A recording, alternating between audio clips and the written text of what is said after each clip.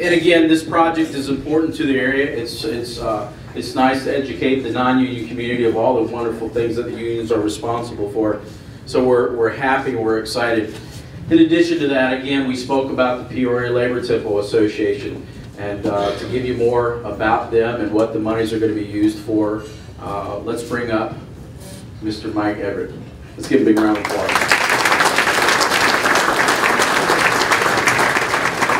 Thanks, Kevin. I won't take up much time. We are very proud to be partners with Union Sportsmen's Alliance on both the preservation of the Labor Temple and conservation, which you just heard is going to be right here in our backyard. We're very, very happy about that. I'm the president of the Labor Council of West Central Illinois, which is the umbrella organization over all the unions in West Central Illinois. And I want to say that all the unions in West Central Illinois have a very special relationship with Illinois American Water.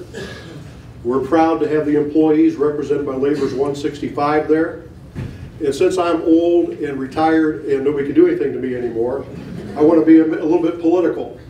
In the past, and maybe again in the future, you might see some politicians do something very rare. You might see them try to take a private business and privatize it. Usually they're trying to do the opposite in this country. They're trying to take everything in the world and privatize it and make it, what we're trying to do here in reverse is they're trying to take a private business and make it public. They're trying to take Illinois American Water from the hands of a private business and make it public, which, I'm sorry I screwed that up, but that's ass backwards of what most politicians in this country are trying to do. They're trying to privatize everything under God's green earth. But in this case, if you see that sometime in the future, where you see some politicians in the city of Peoria try to take a good business that's over 100 years old, providing great service in this area, and make it public, you need to ask yourself why. Why would they be doing the opposite of what everybody else is doing? And that should make you suspicious. Organized labor has fought that effort more than once, and we will fight it again if it comes around again. Preservation and conservation, I got to tell you a little bit about preservation. The old Labor Temple that sits on the corner of Jefferson and what is now Spalding, I guess it is, it was Jackson. I've been around for a long time, streets change. But it's been there since 1925. And what's unusual about this building, there's a lot of unions in here and they all have their own, they're all autonomous organizations, they all have their own union halls, so on and so forth. But that Labor Temple downtown is a building that all the unions in this area hold in common. They all own it.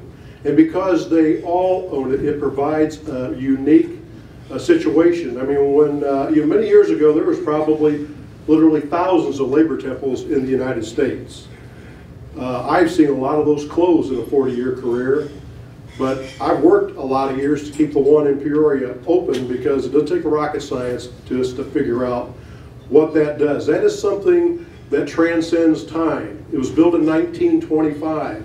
The governor of the state of Illinois who dedicated that building was the same guy that pardoned the Haymarket people out of prisons after they hung a couple of them. He pardoned, that's Oakville, that goes way, way back. But that building is unique, and because of that building, we have a relationship with all the building and construction trades unions, carpenters, plumbers, laborers, electricians, you name them. We have a relationship with all those organizations. We have a relationship with organizations that I bet you've probably never heard of, like the Stagehands. We have relationships with the SEIU, with AFSCME. There's relationships and solidarity in this area that would not exist but for that building that we all hold in common.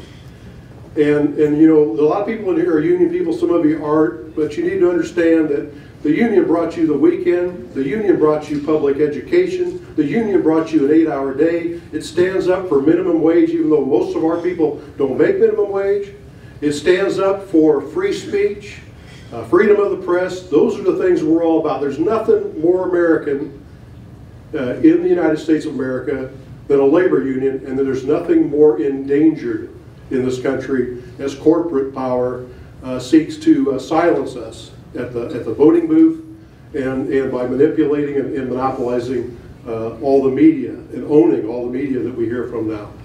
So keep those in mind. So when you're out there and you're sitting on your wallet, you're worried about what your spouse is going to say, what better way to spend money than to preserve the labor union movement in Central Illinois and to spend some money to help conservation efforts right here in your backyard. So you have no excuse to not be very generous tonight. Thank you very much for hearing me out.